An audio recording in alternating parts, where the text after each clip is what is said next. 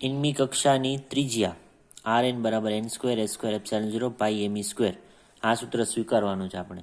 અહીંયા n એટલે અલગ અલગ કક્ષાનો નંબર, h પ્લાન્ક અચળાંક, એપ્સિલોન 0 શૂન્ય અવકાશની પરમિટિવિટી, પાઈ અચળાંક, m ઇલેક્ટ્રોનનો દળ, e ઇલેક્ટ્રોનનો વિદ્યુત ભાર.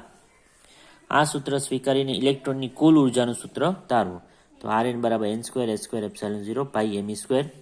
ઇલેક્ટ્રોનની કુલ ઉર્જા માઇનસ ke નો વર્ગ છેદમાં 2r. આ ઇલેક્ટ્રોનની કુલ ઉર્જા છે જ્યારે ઇલેક્ટ્રોન છે એ ન્યુક્લિયસની આસપાસ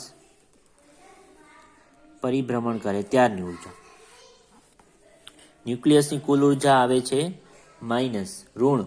એનું કારણ છે ઇલેક્ટ્રોન છે એ ન્યુક્લિયસથી બંધિત છે. બંધિત અવસ્થા માટે હંમેશા એની કુલ ઉર્જા ઋણ આવે. હવે આ સૂત્રમાં આરની જગ્યાએ મૂકી દેવાની છે કિંમત એની n square s square epsilon 0 પાઈ me સ્ક્વેર. છેદનો છેદ છે જશે અંશમાં, એટલે માઇનસ ke સ્ક્વેર પાઈ me સ્ક્વેર છેદમાં 2n square s square epsilon 0. ઉપર એટલે ગુણાકાર થઈ જાય.